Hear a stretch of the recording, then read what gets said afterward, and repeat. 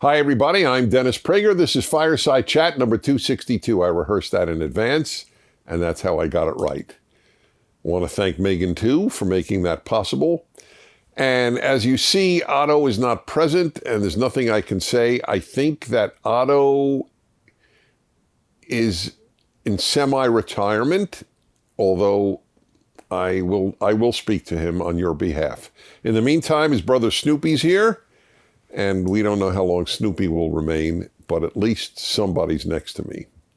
So many of you are familiar, probably most are, with the famous black rapper Kanye West, now known as Ye, not Kanye, but Ye, who has made what really are anti-Semitic comments.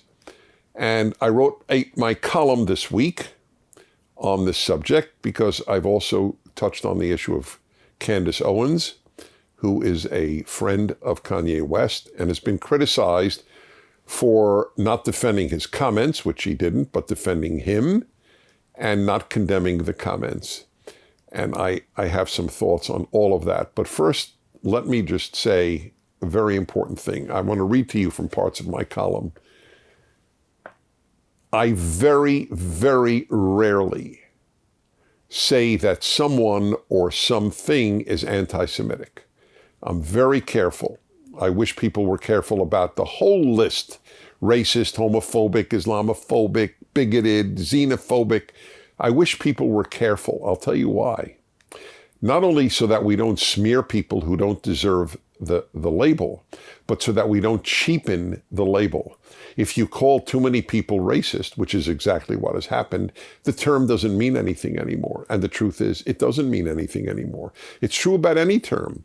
And that's not good for the cause of fighting bad things. I've written a book on anti-Semitism. I have fought anti-Semitism my whole life as a Jew and as an individual who just hates evil. But I very rarely use the term unless it's deserved. Kanye West's or Ye's words, I don't know if he is an anti-Semite, nor do I find that an important discussion. Pretty much, it's difficult to label a human being something without knowing a lot about them. But it doesn't matter. What matters is what he said, and the words were anti-Semitic. So let me just tell you, this notion that the Jews control everything, the banks, the media, the education, I don't know, whatever else he had in mind. First, it's not true. Jews are disproportionately represented in virtually every field. That's true. But Jews are disproportionately represented among Nobel Prize winners in medicine. Does anybody walk around saying, Jews control medicine? Nobody ever says that, do they? Jews are wildly disproportionately represented among Nobel Prize winners who have helped the world get healthier. But somehow or other, the people who don't like Jews for whatever reason never comment on that part. Now, I don't comment on either, but I just want you to know that if you're going to be honest, you might as well say, well, Jews are disproportionately represented in the media, which is a fact. That's true. And in a whole host of professions, including, as I said, medicine, which has saved millions upon millions of people's lives.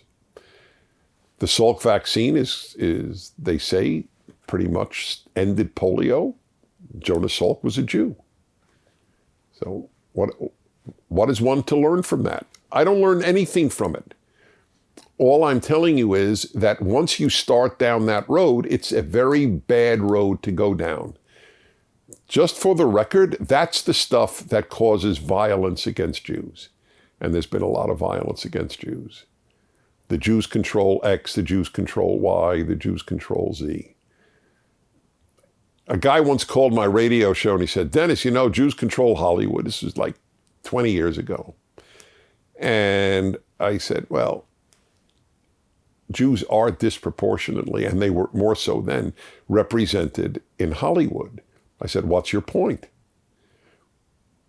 And the guy was shocked, first of all, that I acknowledged that Jews were disproportionately represented. He thought I would just yell, "You're an anti-Semite," but I didn't yell at him once. I just said, "What is your point?" And then I asked this question: has it benefited Jews? Big tech censorship continues to be a big problem for PragerU, and it's more important than ever that our audience watches our content on our platform. To continue watching this episode of the Fireside Chat, go to PragerU.com or download the PragerU mobile app today.